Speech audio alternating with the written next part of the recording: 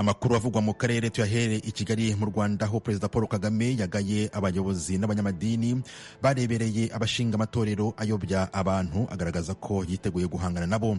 Ibi umukuru w'igihugu Paul Kagame yabigarutseho kuri iki cyumweru ubwo yitabiraga amasengesho ngarukamwaka yo gusengera igihugu azwi nka National Prayer Breakfast. Iyi nkuru twayiteguriwe na mugenzi wacu Asumta Kaboyi. Kuri iki cyumweru Kigali muri Convention Center habereye amasengesho yo gusabira igihugu, yitabiriwe n'abayobozi bakuru b'igihugu ndetse n'abahagarariye amatorero n'amadini akorera mu Rwanda. Kuri igihugu yatinze cyane ku bimaze iminsi bikorwa byo guhagarika amatorero anyuranye atujuje ibisabwa. Perezida Kagame yagaye abayobozi bakomeje kurebera amatorero agenda afuka ariko ntibagire icyo bakora. Ibintu nk'ibi bibaho bikakubana kugera kuri uriya rwego urihe. Biyobora n'ibiki? Biyobora ibiki? Yobora abantu cyangwa n'izina wikoreye gusa ugendana ridafite icyo rivuze. Nimumbwire ukuntu buri wese aho azajya ashakira, buri wese ubwo nabo buri wese ariko ntabwo ari abantu bake azajya avuga atari ko murabizi ati nakennye, atari ko hari uburyo umuntu ashobora gukora amafaranga butanavunnye bakicara ari babiri. Ntugabure atari ko reka dushyireho idini, wowe uzajya wakira amaturo, jyewe nzajya nigisha. Kugeza insengero zikaba ibihumbi 10 zamaze gufungwa hirya no hino mu gihugu. Bamwe mu bafungiwe insengero bagaragaza ko hari bamwe muri bagenzi babo bafungura insengero ariko bagamije ubucuruzi, gusa ngo hari abafungiwe bidakwiye bikaba bimaze kugira ingaruka mu muryango nyarwanda. Uyu ni Pasiteri Charles Cyubahiro wo mu itorero ADPR Paruwasi ya Matyazo mu majyepfo y'u Rwanda. Kristo bwazahariye rwose inama no gusaba ubuyobozi bwacu n'ubundi bw'inzego za leta bushishoza bukareba kure kandi bureberera abaturage.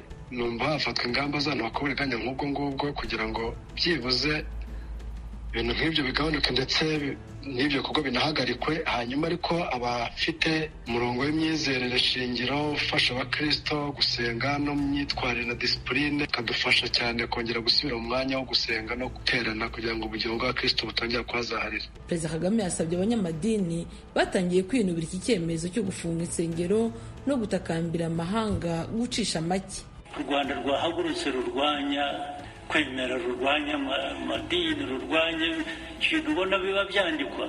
Ariko niba munabikora mwibwira ngo hariho utera ubwoba, hariho mugira intimidation, wapi kabisa ucishe make, ukora ibintu bizima. Society nyarwanda ntabwo mwayihindura ikintu mujyaho mugatabanga mukagaragura twagaraguwe bihagije.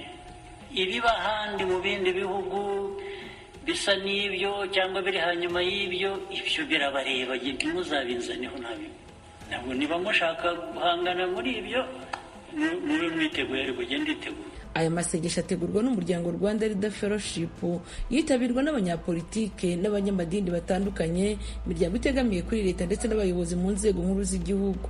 Aya masengesho ari mu murongo wo gushima Imana kubera ibyiza yakoreye u Rwanda muri manda y'imyaka 7 ishize, imigendekere myiza y'amatora aherutse ndetse no kuyiragiza ibizakorwa muri manda nshya y'imyaka 5 iri imbere nk'uko byasobanuwe n'abateguye amasengesho. Asumta Kaboyi, Ijwi ry'Amerika, i Kigali. Yes, nanone kandi reka tubagezeho izi breaking news, aho muri Repubulika Iharanira Demokarasi ya Kongo abarwanyi 14 ba Wazalendo bafashwe bugwate na M23. Uhawe ikaze rero ni The Quick Times News. Nta kindi usabwa uretse kureba aho hasi handitse subscribe ugakandaho, tukajya tubana 5 kuri 5 mu makuru nk'aya ngaya. Ni inkuru rero dukesha Rwanda Tribune, aho abarwanyi 14 ba Wazalendo babarizwa mu gice kiyobowe na Colonel Janvier bafatiwe i Rugari muri teritwari ya Nyiragongo, aho bari mu nzira bagiye kurasa ku birindiro bya M23. M23 kandi ikomeje guhiga buhogo abarwanyi ba FPP na Runana bakekwaho gushimuta umushoferi w'umunyakenya. Kuri ubu moneho imirwano itoroshye yibasiye uduce twa Nyamirima na Nyamitwitwi, bikekwa ko uyu munyakenya yaba yarahishwe kugira ngo bazabahe ingurane yo kuba bamufite. Ikindi kandi Rwanda Tribune yamenye ko abarwanyi ba FPP bagera kuri 5 baguye muri iyi mirwano muri Kivu y'Amajyepfo. Abaturage batuye mu bice bya Numbi baratabaza M23 ngo ihagarike ubujura buri gukorwa na Wazalendo. Abaturage kandi nanone barashinja iyi mitwe yitwaje intwaro gusahura abaturage amatungo yiganjemo inka, imyaka ndetse n'amafaranga mu gace rero ka Kalehe, kandi leta y'u Burundi imaze kuhageza amabata ya 6 mu rwego rwo kwitegura kugaba ibitero ku mutwe w'inyeshyamba za M23 ziri muri Masisi.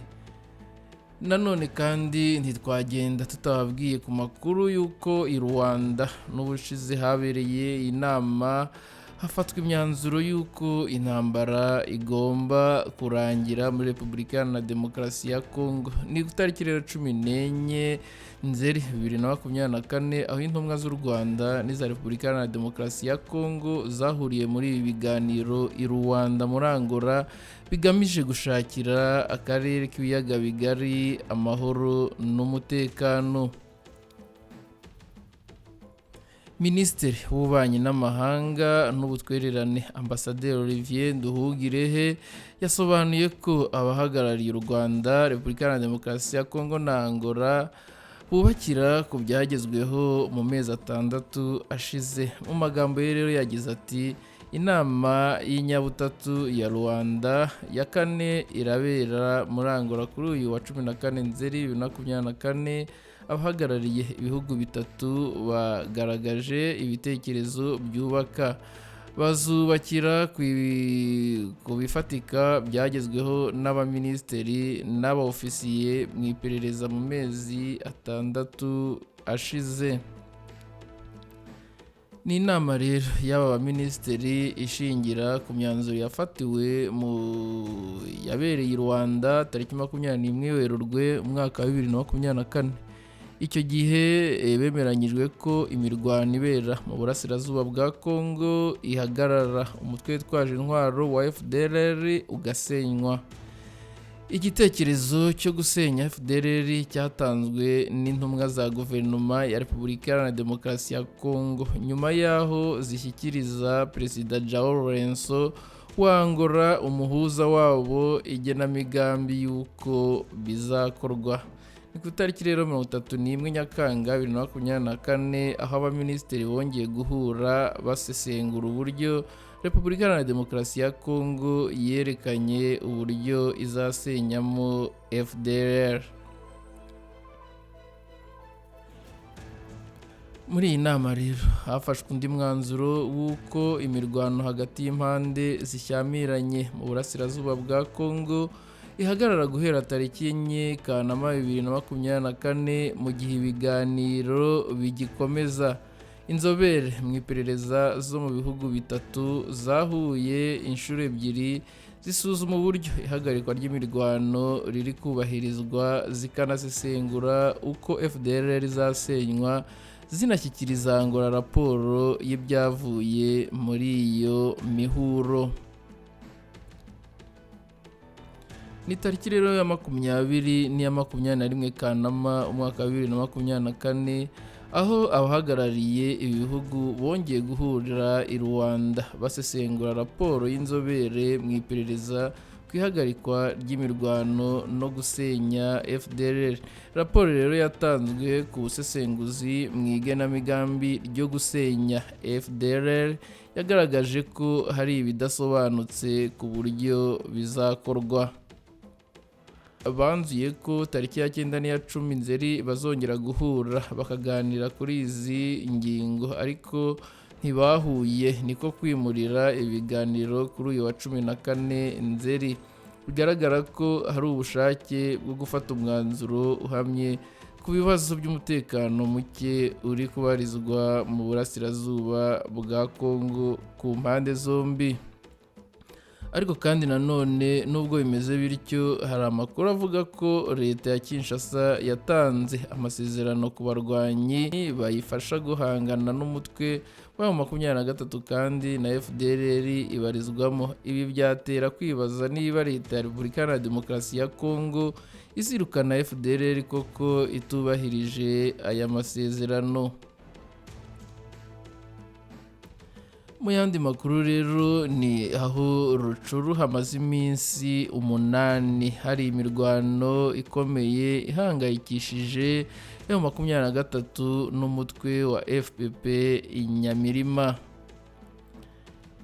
Niyo M23 rero yaba yaratangiye ibikorwa bya gisirikare byo guhiga Generali Kanane Dani wa FPP abajyarugamba, umutwe wiyomoye kuri FDLR mu myaka 10 ishize. Aya makuru Rwanda Tribune yamenye neza ko hashize iminsi 8 umutwe wa 23 uri guhiga bukware General Dan, umukuru wa FPP mu bice bya Binza, Katwigulu na Nyamirima. Isoko rya Rwanda Tribune ari ahitwa Nyaruhange yavuze ko abarwanyi benshi b'umutwe wa FPP bamaze kwishyira mu maboko ya M23. Abatangabuhamya bavuga ko General Kanani Jean Damascene uzwi ku mazina ya Dani we n'umwungirije Colonel Gasiga baba barahungiye mu ishyamba rya Queen Elizabeth riri mu gihugu cya Uganda. Rwanda Tribune yashatse kumenya icyo ubuyobozi bw'uyu mutwe buvuga ko iyi mirwano. Telefone ya Colonel Rukokoma uvugira uyu mutwe dusanga ntiri ku murongo. Umutwe rero wa FPP abanyarugamba washinzwe mu mwaka wa 2013 ugizwe n'abahoze ari abarwanyi ba FDLR, akaba warashinzwe na Ajida Musuhuke Sangano uzwi mu mazina ya Soki. Mu mezi make gishinga uyu mutwe yahise yicwa n'abarwanyi ba M23. Uyu mutwe rero 45% by'abawugize ni abakongomani bo mu bwoko bw'abahutu n'abakobo. Ni The Quick Times News rero ni amakuru yo kuri uyu mugoroba. Nta kindi usabwa rero n'ubundi ni nk'ibisanzwe no kuryaho hasi handitse subscribe ugakandaho, maze aya makuru ukajya uyabonera ku gihe. Reka mbareke rero mukomeze mukurikire ijambo rya Perezida wa Repubulika Paul Kagame.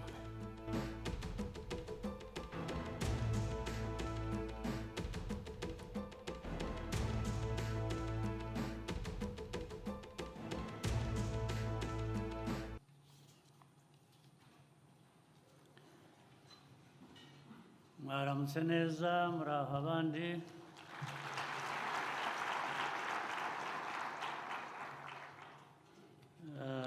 Ndashimira cyane ubutumire bwo kuza kuba hamwe namwe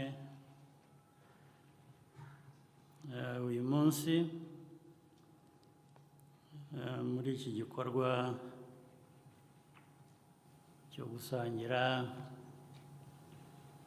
no gushima uko mwabiteguye. Ndashimira kandi abayobozi bose bari hano mu nzego zitandukanye, ariko cyane cyane Rwanda Leaders Fellowship mudutegurira umunsi nk'uyu. Ndishimye rero kuba ndi kumwe namwe, kandi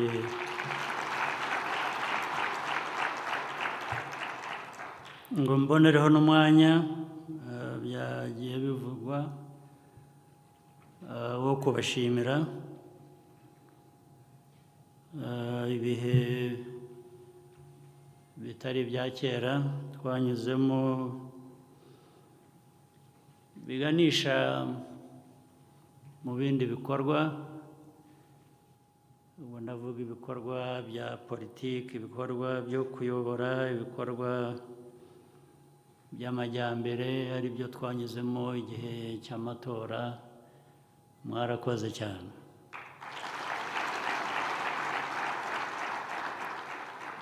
Byagenze neza uko twabibonye, ndetse ku buryo budasanzwe.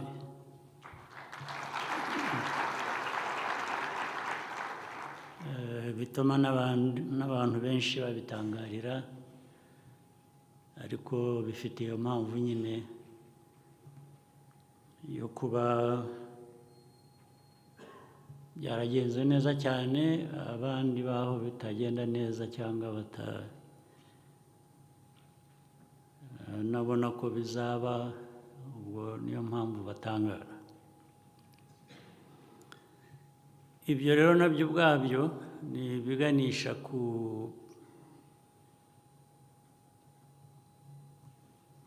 mwihariko, uko navuga,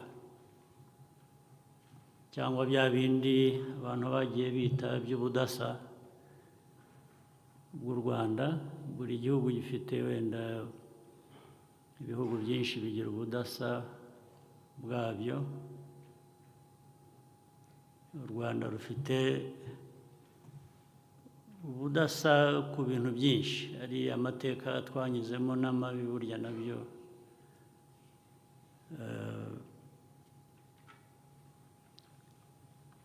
bifite uko biduha umwihariko uko abantu batureba. Ariko noneho uko twavuye muri aya mateka, byabaye iyindi mpamvu y'ubudasa bundi. Noneho abantu bashobora dufite amashusho abiri. Ishusho ya mbere y'amateka mabi cyane pe, tukagira n'ishusho ya kabiri y'ukuntu abantu bashobora kuva muri ayo mateka no kuyahindura ayo mabi cyane.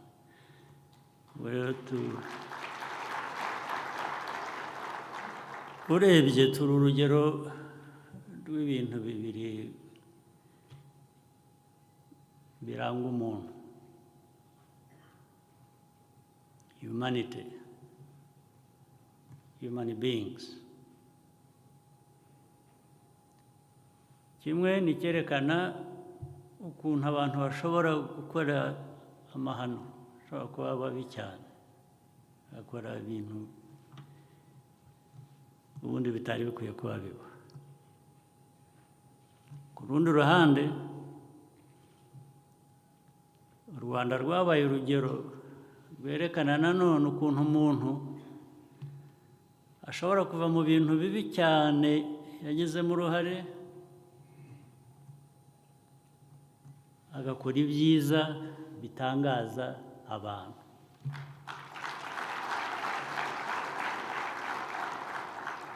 Dufite umwihariko rero w'ayo mateka abiri azaturanga igihe cyose. Ariko nizera ko amasomo yavuye mu bibi umuntu ashobora gukora azatuma dukomeza inzira yo gukora no kugaragaza ibyo umuntu ashoboye gukora bizima, akaba ari byo bihoraho kurusha gusubira mu mateka yacu.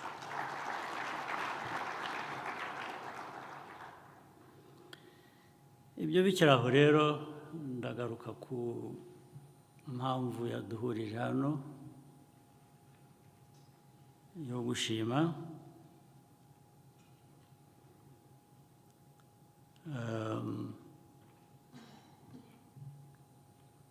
Ndabigerageza kubivuga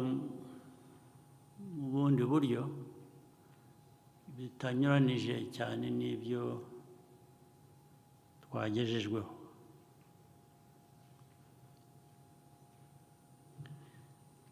Gushima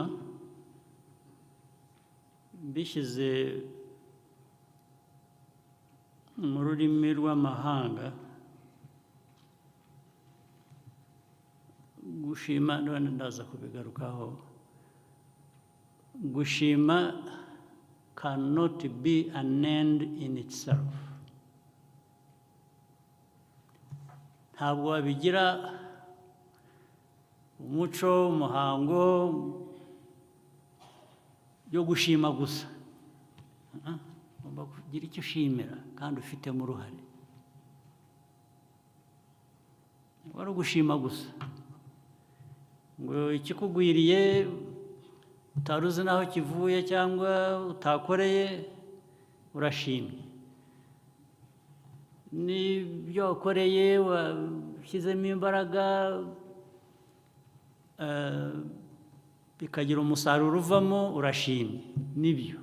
Ariko ndashaka kugira ngo twumve ko gushima, ndaza no kubigerageza kubihuza n'izindi nyigisho.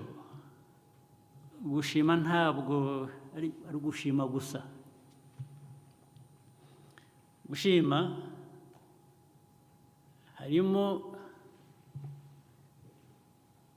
no kubihuza. Mu Kinyarwanda hari ijambo nkunda ryitwa kunyurwa. Wanyuzwe. Kunyurwa ni ukuvuga ngo byujuje ibyangombwa byose watekerezaga cyangwa wifuzaga ku kintu runaka. Anyuzwe.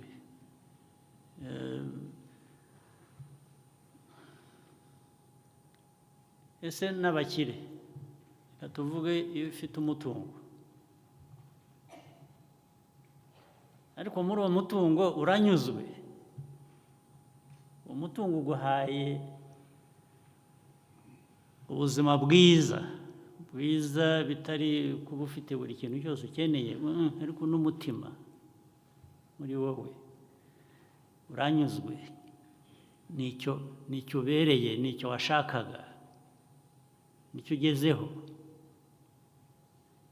Ntabwo mujya mwumva, ntimuzi abantu b'abakire bakira bakaminuza, bafite ikintu bashaka cyose baragifite, ariko bwajya gucya mu gitondo ukajya ukumva ngo bamusanze mu mugozi yimanitse. Yimanikira iki? Ko yari afite byose. Umugozi wishyizemo suicide. Wiyishe kubera iki? Ko ari ubifite byose. Ariko ibyo yari afite byose ni bya bindi tubona byinshi abantu ndetse kenshi barangamira, ariko bitavuze ko hari mu buzima bunyuze. Hari icyari kibuze, ndetse bya bindi byose byagize bihinduka ubusa. Umuntu arimanika. Kuvuga rero ngo gushima no gushimira tubikore mu buryo twumva tunyuzwe mu byo dushimira.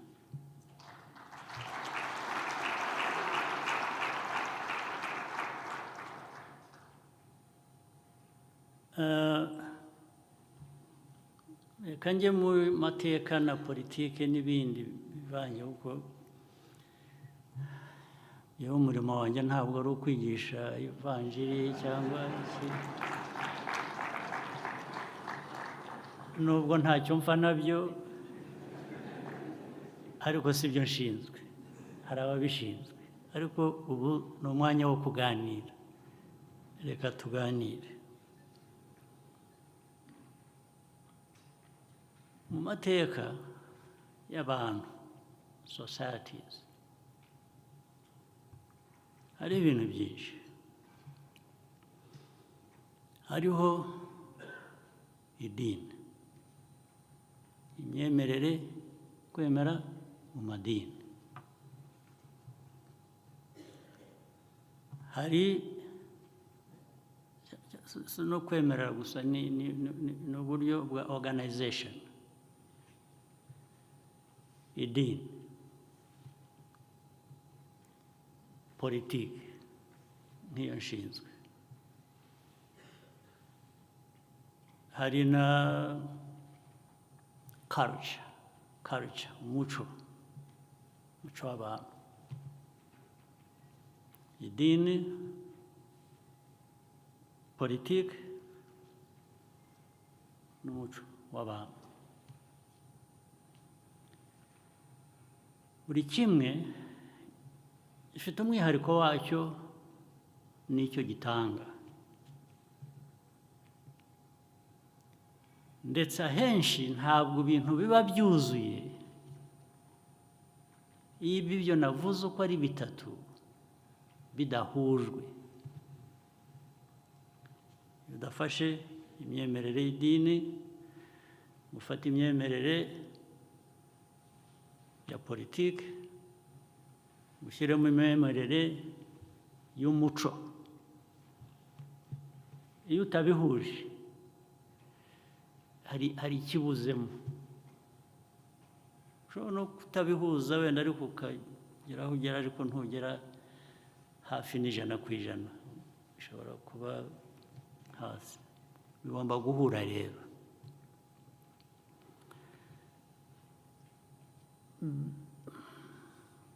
Idini dutanze n'urugero rw'u Rwanda.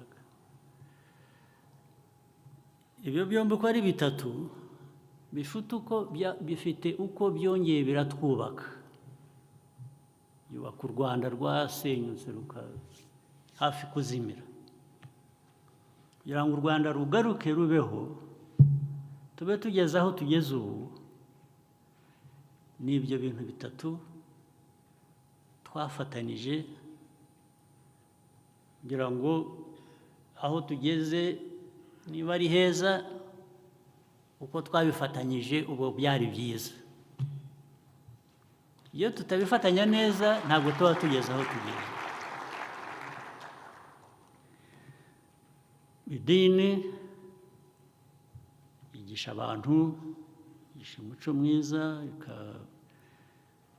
Idini ubundi iyo idini rikurikijwe neza, rikoreshejwe neza, rikwiye kuba ritanga cyangwa rigira cyangwa riha abantu moral authority. Rigira moral authority ku buryo ibintu bijyanye na morals idini ryafasha. Idini rirafasha. The spiritual part, the spiritual aspect irafasha. Ndetse no muri stability y'abantu, umuntu cyangwa society. Politics gatanga uburyo, amategeko, polisi,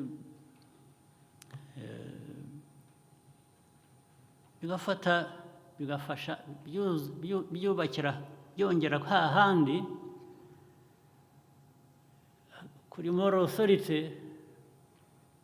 ku buryo noneho abantu bagira ikibarinda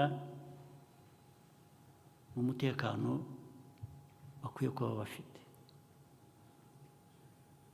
The spiritual, the politics, biruzuzanya pe, ku buryo hanyuma rero umuco wacu usanzwe, ndetse navuga ko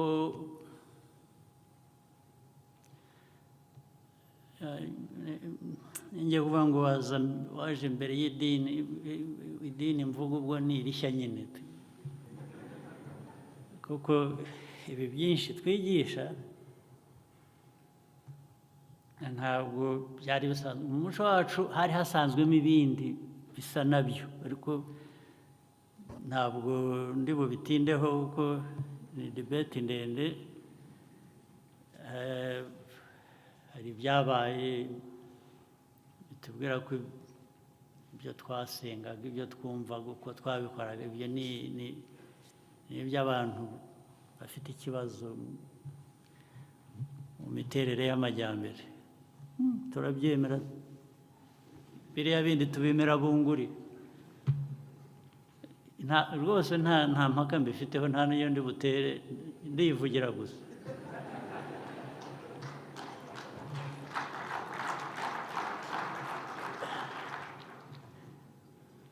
Ariko genda ndashaka kuvuga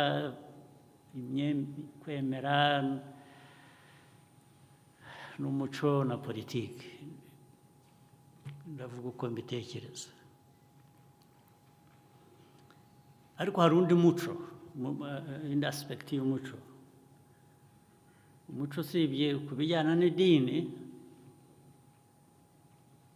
wageragamo nyine kirazira.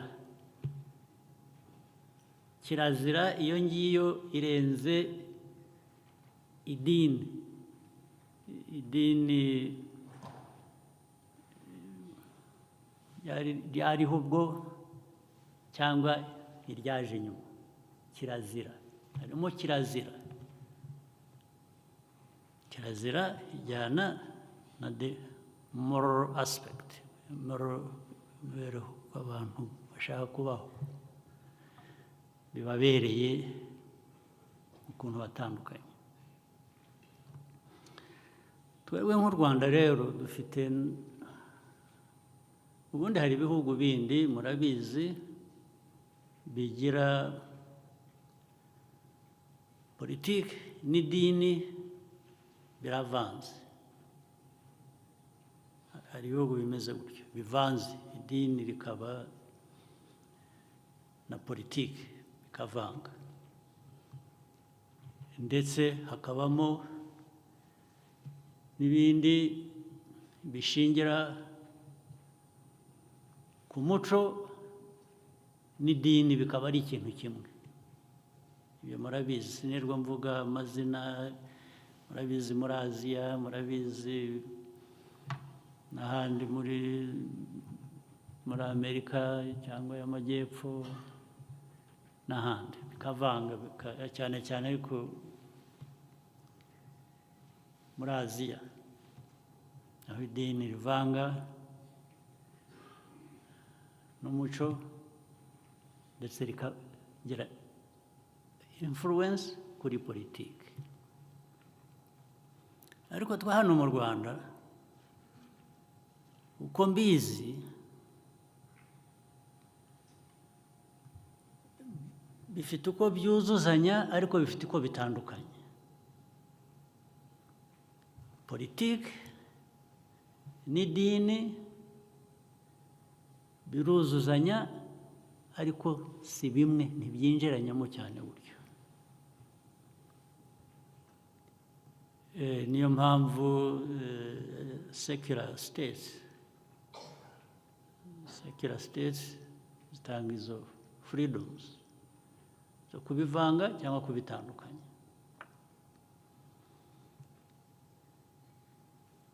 It's not a question of the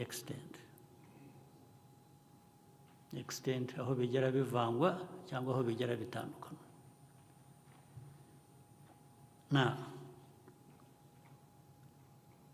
Ndashaka gushingira kuri ibi nkababwira ko tutitonze ngo tumenye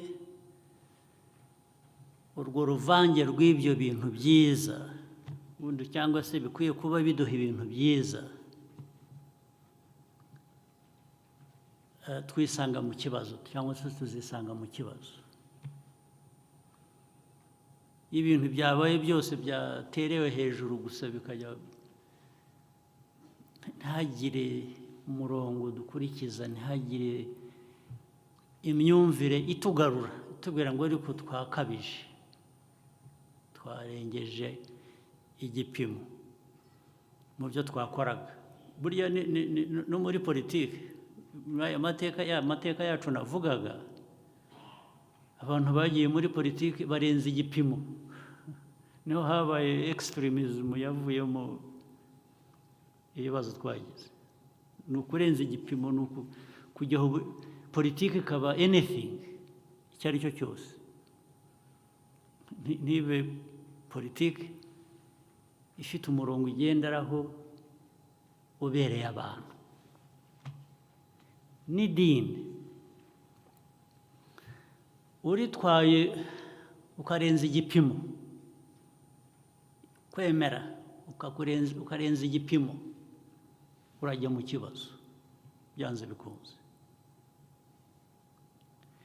Ndetse n'umuco uwugundiriye cyane ukavuga ko nta gice cy'umuco kigomba guhinduka, urajya mu kibazo. Byombi ko ari bitatu, buri kimwe cyagutera ikibazo, ndetse ubihuje uko ari bitatu mu buryo butagira aho bigarukira, biragutera ikibazo byanze bikunze. Now,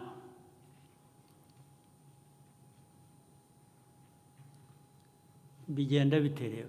Reka njyewe mbagire n'inama, nkunda koroshya ibintu, ubundi hari ubwo twikomereza ibintu. Ibi byose mvuga, kwaba gushima, kwaba politiki, kwaba umuco, kwaba iki, keep it simple. Simple. Ubyoroshye. Byoroshye, birakubera byiza, birakorohera, bigukorere neza, ugera aho ushaka. Ariko nubikomeza ukabizanamo ibintu, na politike nuko, keep it simple. Politics, keeping it simple, ni ukuvuga ngo ariko ikigirira neza umuturage ni ikihe? Simple, it's simple. Muha amazi, arashaka amazi.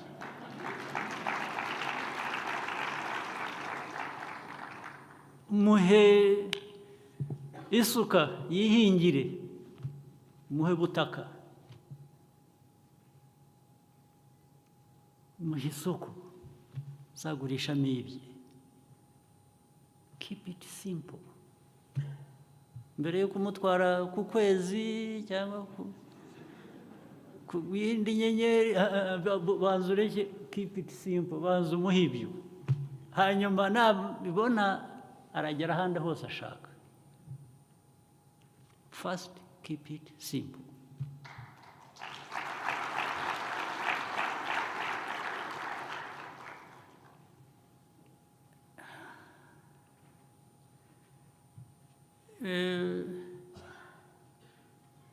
Icyo ari cyo cyose,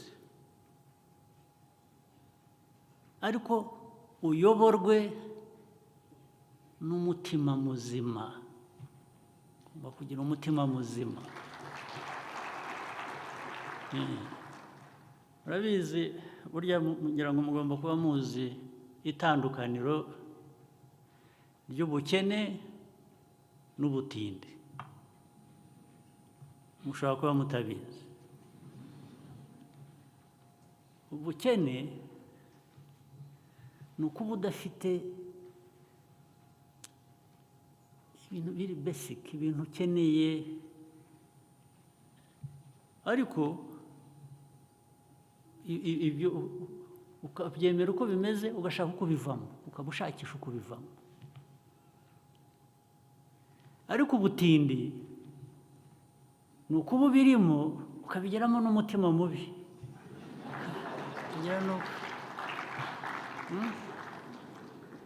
wabaye umutindi. n'ubwo bukene ntuzabuvamo iyo umutindi ariko rero abatindi n'abakire baba abatindi murabizi pe umukire aba umutindi ni ukuvuga ngo bwa bukire ntacyo bunamumariye mu mico yacu rero iteka mu byo dukora ibyo ari byo byose tujye twirinda ubutindi uburiganya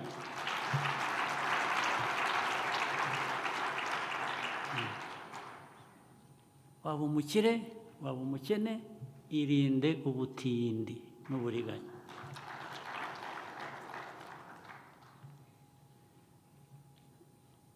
reka ngere mugomba kuba mubitegereje kandi ndabizi reka ngere ku ikintu nacyo mu byo nshaka kuganira namwe kingenza ibintu biheruka muri iyi minsi ishize mwarabibonye biri mu social media biri ahantu hose biri mu kibi bijyanye no gufunga insengero byaragiye bijya hanze biba nk'icyateye u Rwanda nuzi hari ubwo muribuka igihe twigeze kugira mu kinyarwanda babyita locust inzige byari byanyibanye inzige zigatera u Rwanda abantu tugashakisha uko turwana n'inzige birangiza imyaka ibyo byarazamutse biba nk'aho u Rwanda rwatewe n'inzige kubera iki ariko ibyo byose mvuga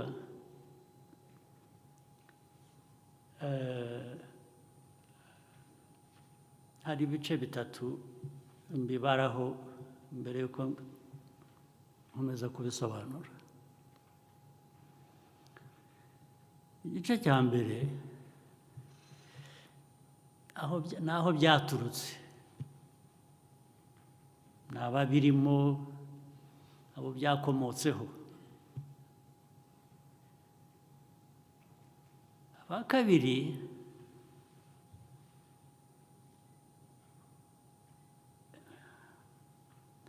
ni ababiyobotse babijyamo aba gatatu ndetse hari n'aba kane ariko aba gatatu ni ababirebereye gusa barabireba wenda bo ntibabirimo barabirebera biba ntahagira n'ugira icyo abivugaho bikomeza bityo kuki umuntu atagira icyo abivugaho uwo ari we wese ngo abaze ashyireho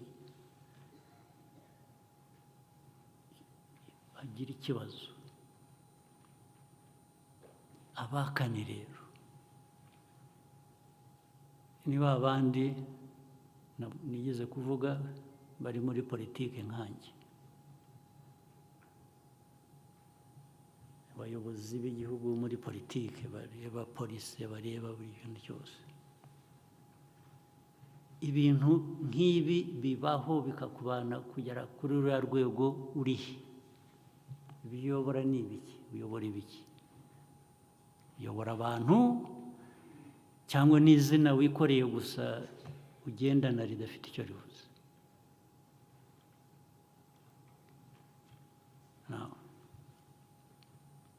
ndashaka kujya ncamake ariko kandi ibi byigeze kuba n'ikindi gihe abantu turabiganira ndetse bisa nkaho bigiye gushyirwa mu buryo byarangiriye ngira ngo aho twabiganiriye cyangwa n'ibyo twemeje dukwiye gukorwa yarangiriyeho ntawabikurikiranye byakozweho gato bigira bitya birangije abayobozi turiryamira turisinzirira twese ubwo kandi abayobozi mvuga ntabwo ari abayobozi ba politike gusa ndavuga n'abayobozi bo mu madini cyangwa mu yindi myemerere nabo muri hano no kuri mwe no ku bayobozi muri leta n'ahandi ntabwo byari bikwiye kuba biba gusa bitagira ikibigarura mu buryo mwicaye aho ngaho ntabwo ari byo icyo mvuga rero ni iki kandi tujya tubiganira tukabivuga bigahita mu mvugo abantu bahita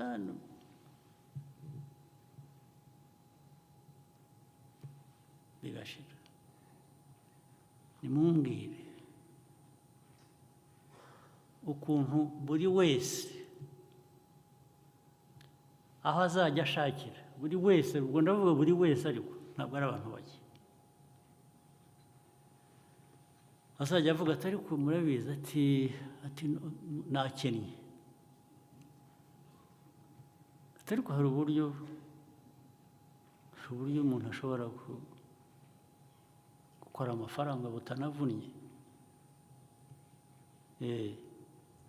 ni ubuheze bakicara ari babiri mukabwira umuntu ariko reka dushyireho idini turyite uko dushaka wowe uzajya wakira amaturo jyewe nzajya nigisha ati ibyo gusa bagatangira bakazerera mu bantu bagatangira bavuga ndetse bakabisiga ko byanaherewe umugisha kubera waje bageze batya barabonekerwa umuntu arababwira ati hari uburyo bwo gukora amafaranga ibyo nabyo bikitirirwa kubonekerwa bikajyaho abandi babyumvise cyangwa n'abandi babikeneye nabo bakabikora n'abandi bakabikora n'undi akabikora ibi mvuga murabizi ko biriho ko byabayeho ntabwo ari byo mpimbye njye mushatse nanababwira n'amazina nabwira nti kanaka wa kanaka cyangwa nyirakanaka bimeze gutya ubu akajya mu gikari cyangwa agashandashandika ashyiraho igisharagati abantu bakajya baza ibyo bakora simbizi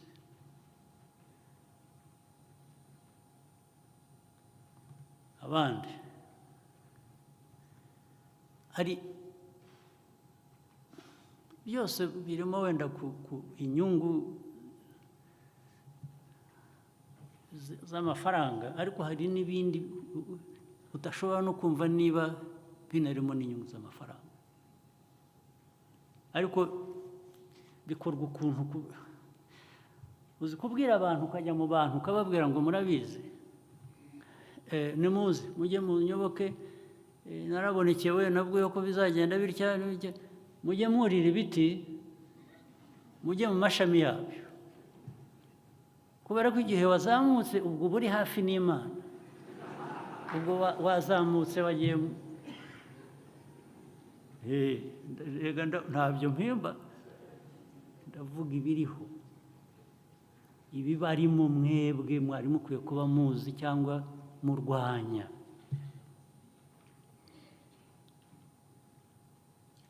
abandi bagashora abantu mu buvumiro caves ngo mugende nimugera iyo ngiyo kure wumva umwuka utangiye guhera, ubwo nyine waswicinze mu wundi mwuka.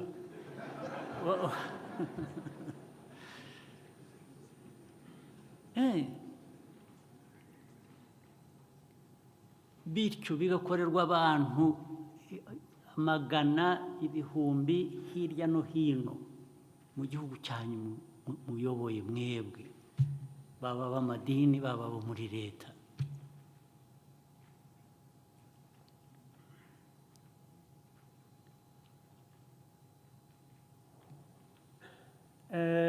Abandi ibyo ntarumva kandi koko niho navugiraga ko bya bindi bihuzwa. Abandi ngo hari abandi bafite ibintu bigisha abantu babwira ngo ni uguca akarande. Guca akarande ni ukuvuga ngo ni ugutandukanya imiryango, ugatandukanya abana n'umuryango, bagatandukanya rimwe na rimwe umugabo n'umugore. Ibyo byabaye hehe? Usibye ko niba hari n'ahandi byabaye, hano mubyemerera igihugu.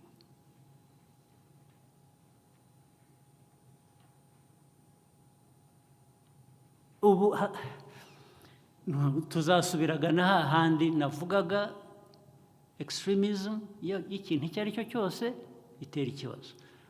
Tuzasubira hahandi. Bongere babwire abantu batabaze, abantu barebare nibo begereye Imana kurusha twebwe bagufi.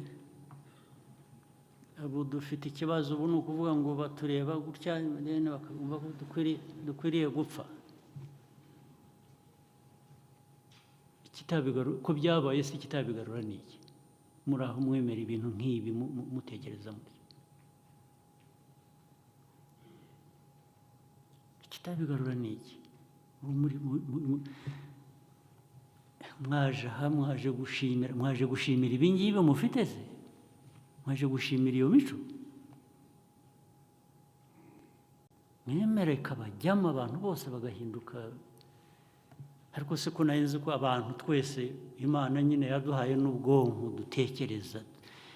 Erega yabuguhaye ngo nugira ikintu umuntu kubwira ikintu kibi cyangwa guha ikintu kibi, uvuga uti ubanza ubaze, koresha ubwonko unabaze, uvuga utari ku iki ibimubwira ni ibiki, bimfitiye inyungu ki cyangwa bigufitiye inyungu ki. Ariko ntabwo ari kugutamika ikintu cyose ukamira. Byashoboka bituma abantu bazima, abantu banyuze mu bintu nk'ibyo mwanyuzemo. Abantu twanyuze mu bintu nk'ibyo twanyuzemo, how do we entertain such a nonsense?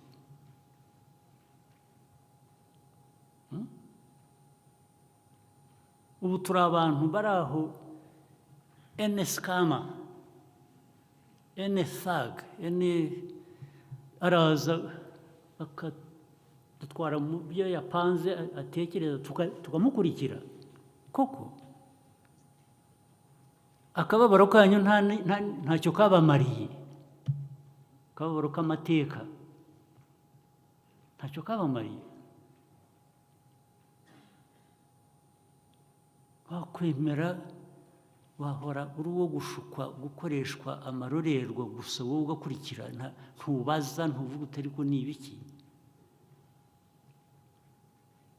ntunabigereranya n'ibyo wanyuzemo, n'ibyo abawe banyuzemo, n'ibyo abawe watakaje, ngo uvuge uti u Rwanda ntabwo. Kuko twavuze ibyiza by'u Rwanda rugeraho n'iki, nibyo rwose turabyishimiye nyine, kandi tukwiye kugera no ku byinshi byiza. Ariko se duceceke ku bizaturimbura. Ibizarimbura n'ibyo biza turiho tugeraho, mu biceceke. Mu biceceke nta bikiti abantu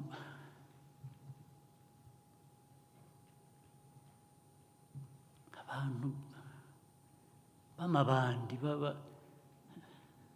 bazi babayobore babatware. Erega ibi navuga ibimaze kuvuga natangagaho ingero, hari abatakaje ubuzima muri byo, hari abantu bapfa, hari abantu bagwa muri ubwo buvumo, hari abantu bagwa mu kubabwira ngo iyo yari afite indwara ntiyivuze, uwo ngo azamuvura, yabanje akivura se nawe kwaba arwaye ahubwo. Ukabyemera ukabyemera, ifuru comes to you and tells you mfite ububasha nahawe n'Imana ndagukiza. Wabanje ukikiza wowe umerewe neza ujya gukora ibyo ngibyo.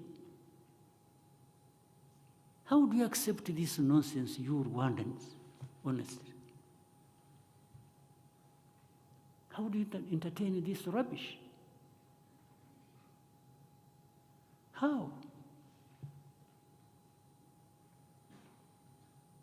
How? Mwebwe bicaye hano, mwebwe abayobozi, how do you entertain it?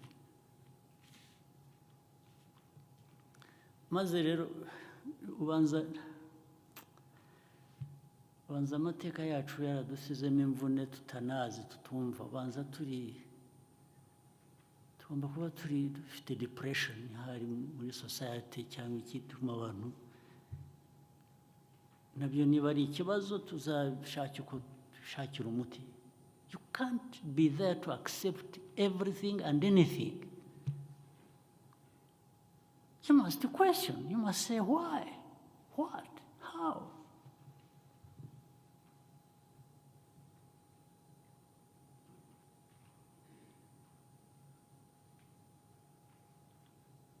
You good people of this God, we want to pray here every day. How do you disappoint God by just behaving like this? This is what you need to correct first.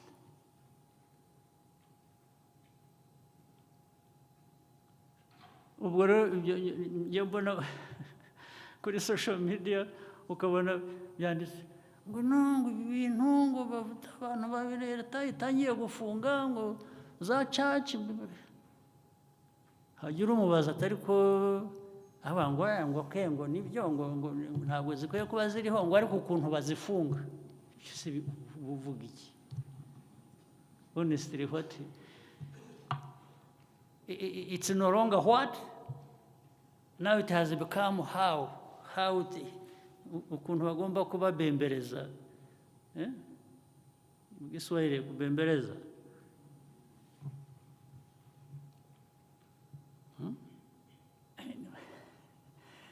You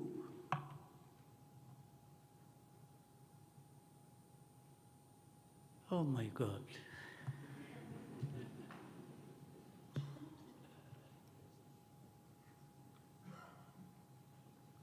Maze ibi ntibigira ikitangaza, ntibigira umukene, ntibigira umukire, ntibigira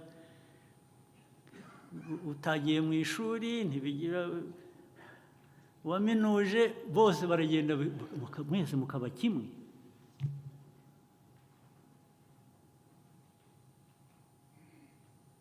Ubwo se twarozwe kungana iki? Twarozwe kungana iki?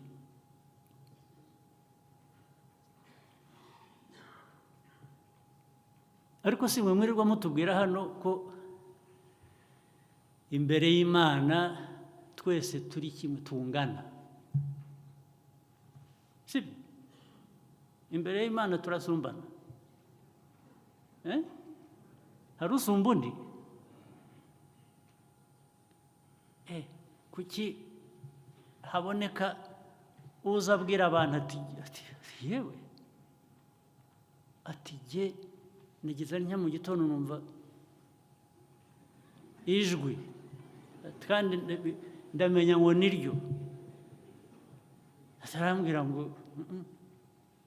Imana ibonekera wowe gusa, kubera iki kitabonekera n'abandi? Ariko kandi iyo ikubonekeye ikubonekera ngo ugende ubikoreshe kwica abantu cyangwa kubeshya abantu bambura ibyabo. Yanakubonekeye rwose, I would be interested. Message nziza yaguhaye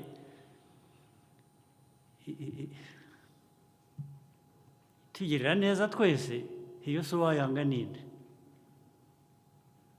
Ariko ubonekerwa ujya kuroha abantu gusa, ubonekerwa ubabwira ko badakwiriye kurya, ubonekerwa ko badakwiriye kugira gutya, ubonekerwa ko badakwiye kwivuza, ubonekerwa ubabwira ngo, ukavuga ngo watumwe nande? Watumye ibyo ngibyo ninde? Usibye n'Imana n'umuntu muzima ko atabituma ngo bajye kubikora. Umuntu muzima ntiyatuma undi ngo ajye gukora ibintu nk'ibyo. Noneho washyizeho, wongereho ko watumwe n'Imana.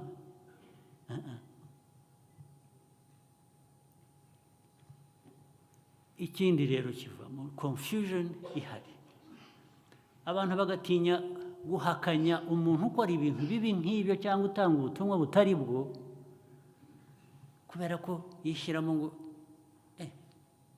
mbikoze naba mpakanyije Imana, kuko byakozwe mu izina ry'Imana, so nabihakanya nte? No, but the first thing you must understand ko bitakozwe mu izina ry'Imana, byakozwe a fool, just a fool, a criminal actually. If you are a criminal, if you are a fool, you can't act in the name of the powers that we want to believe in. You can't.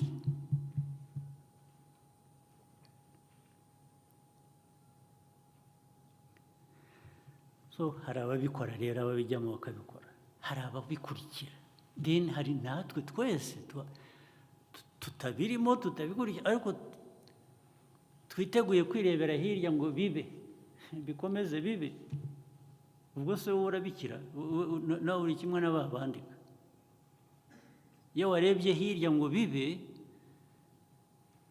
uvuga uti, ni ukuvuga kwanza ko ubona ko atari byo, ariko bigasa nkaho nta ntege ufite zo kubihakanya ngo uvuge ngo ntabwo bikwiriye kuba.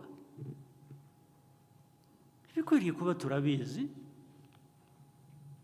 hari mu buryo bw'amadini, hari mu buryo bwa politiki, hari mu buryo bw'umuco, turabizi, byose turabizi, tuzi bikwiriye kuba bikorwa mu bantu. Kuki atari byo dukurikiza?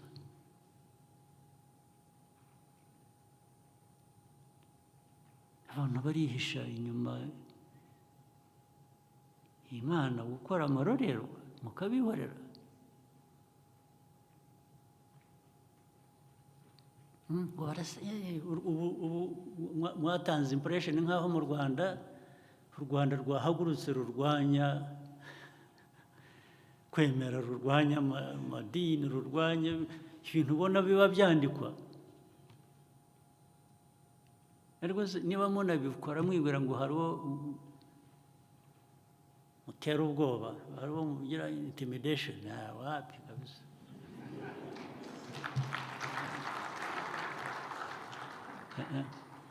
Ibyo murabizi kandi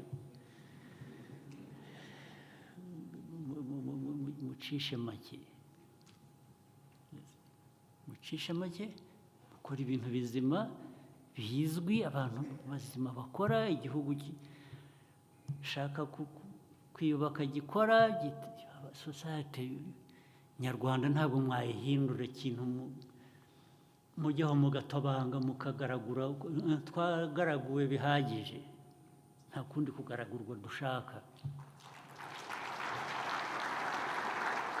Abanyarwanda baragaraguwe bihagije. Ibiba ahandi mu bindi bihugu bisa n'ibyo cyangwa biri hanyuma y'ibyo, ibyo birabareba, ntimuzabinzaneho ntabyo. Ba nyiri ibyo ngibyo mubibarekere, murumva? Ibyo ntabwo, niba mushaka guhangana muri ibyo mube mwiteguye, ariko genda nditeguye.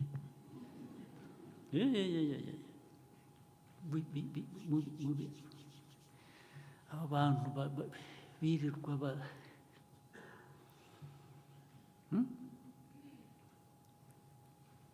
nanjye mu nshingano Imana yampaye, nanjye iri ku ruhande rwanjye, nanjye ndabizi.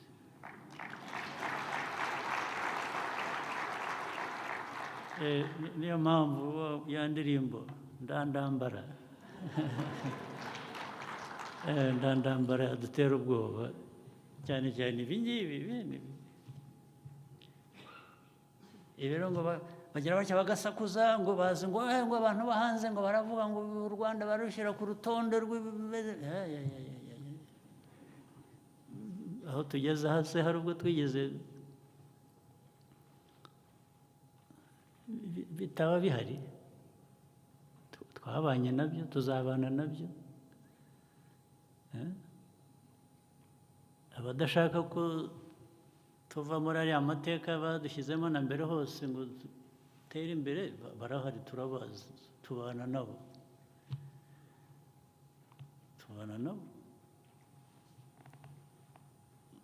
Ariko ibi tubihanagure vuba na bwangu.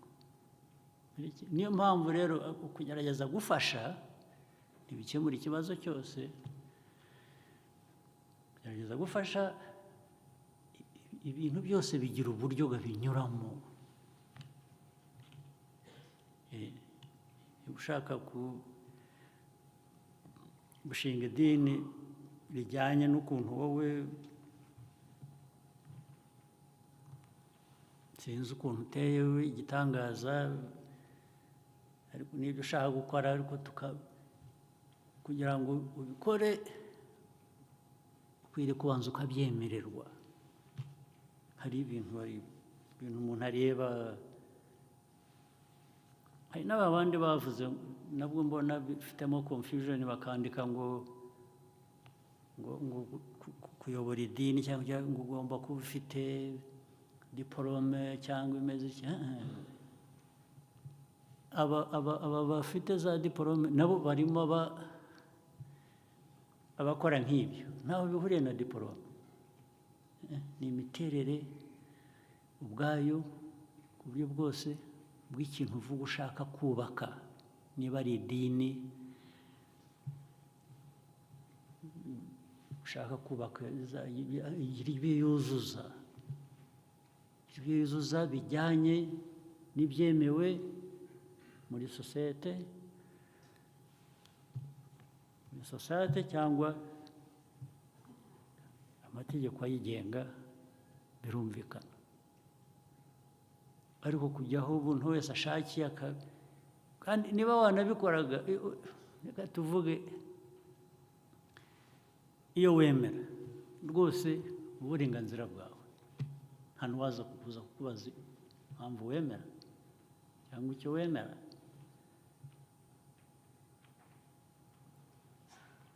Ariko ibikorwa ibyo ari byo byose byaba bishingiye ku byo wemera cyangwa iki, bigira ingaruka ku bandi bantu. Izo ngaruka iyo atari nziza, aho ngaho hari akabazo. Niyo mpamvu rero ako kabazo gakemurwa nuko ubanza ukuzuza ibyangombwa bivuga ngo ugiye gukora ibi n'ibi. Aho kwigisha gusenya, kugira ngo ibyo ushaka byose, ntabwo bishoboka, ntabwo twabikwemerera. Ni ushaka no gushinga idini riguha amafaranga, kubera ko ushaka amafaranga, nibyo navugaga mu nteko ubushize, abantu bazabyiga neza. turebe niba nta yindi denge irimo ukuntu tuyagabana. Ugomba kwishyura, hari amategeko ariho y'ibijyanye n'umutungo winjiza, incomes n'iki, ahubwo abantu bazabisuzuma niba ibyo wigisha ari bizima, ibyo wabinyuzemo, ariko ubikoresha ku mutungo wawe bwite ushaka gukira unyuze muri iyo nzira, ibizima twabyihorera, ariko iby'amafaranga nabyo tukabisuzuma tugashaka uko byagenda. Ntabwo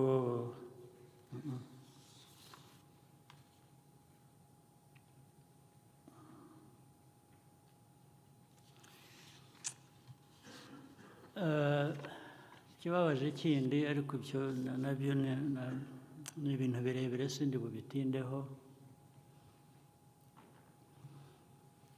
Ibi mureba by'aya madini ameze atyo ari aha akora ibintu mu bikaragira, akenshi yigisha buri kintu cyose, nta kizima nta kibi, nta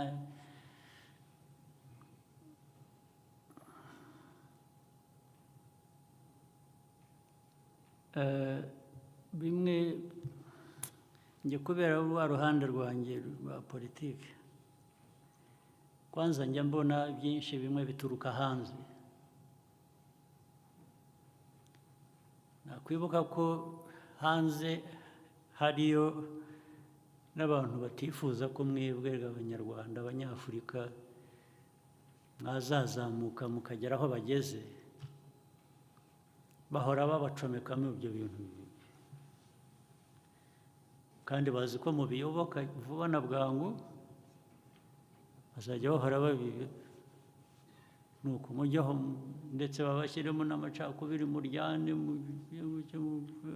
murwane na leta, murwane hagati yanyu,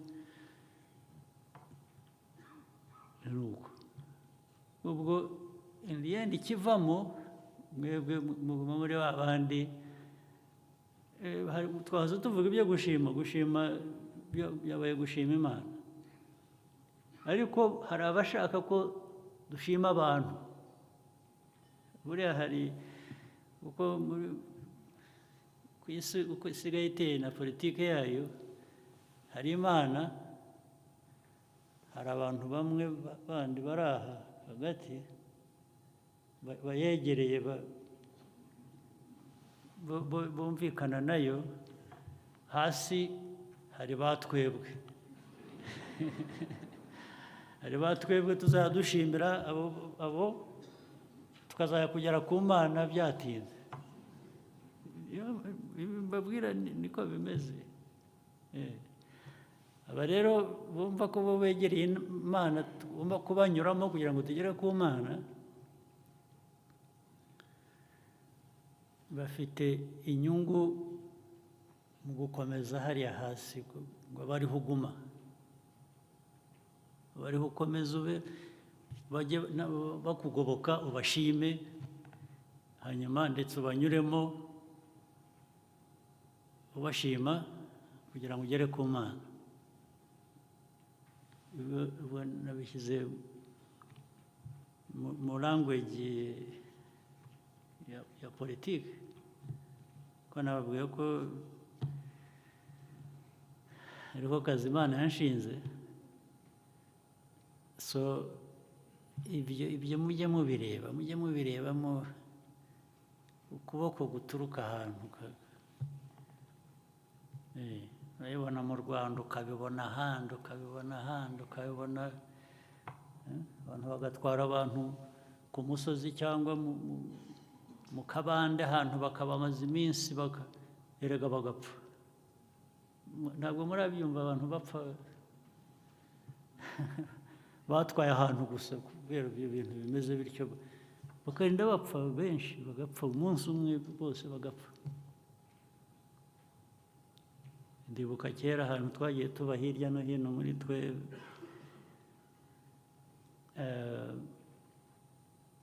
ahantu hajyaga haba ibintu nk'ibyo biba muri Afurika nyirango gusa. Hari igihe kera ndabyibuka indwara ya AIDS ikimara kumenyekana ariko iri aho yica abantu, abandi bayirwara bagira bate, haboneka abantu nk'abo hirya no hino. Ariko nibuka umwe rwose atwaye abantu ahantu benshi ariko mu bihumbiga, ababwira ko afite umuti wayo. Barahurura, uzi umuti yabahaga? Igitaka. Yacukuye umusozi bakajya batiyura ibitaka bakarundaho, buri wese bakajya ku murongo bafite ikiyiko.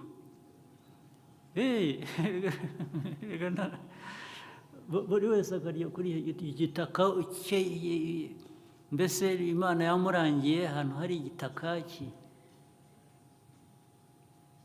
gikiza iyo ndwara. Abantu bajya ku murongo ibihumbi. Ibyo mvuga bamwe barabizi.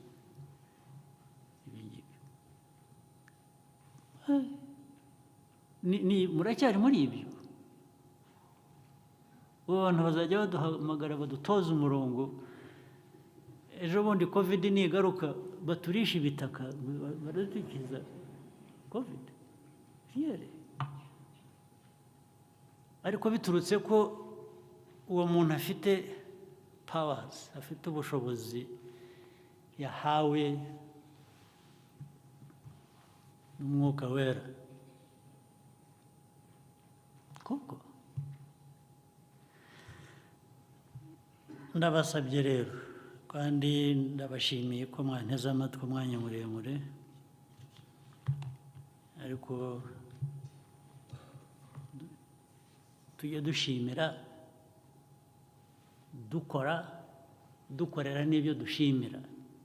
Abo gushimira ubwabyo bifite icyo biduha na busa. Utashimiye imbaraga washyize mu gukorera ibyo ushimira, nta hantu bafite powers zo kumva ibibazo ukundi ntazi. Njyewe bindenze wenda, nta hantu bamwe bagenewe kubona ibyo bifuza batabikoreye abandi, bagomba kunyura mu bandi kugira ngo babigereho. Ntabwo ari byo. Rero ibintu tubyoroshye, let's keep it simple. Tubyoroshye, ibyo dukwiye dukora turabizi, ibyo dukwiye kubahiriza turabizi, hanyuma ibisigaye ntawe gutangira wishima, ushima, ushimira n'ibindi. Warekera aha tukazahura ubutaha nabwo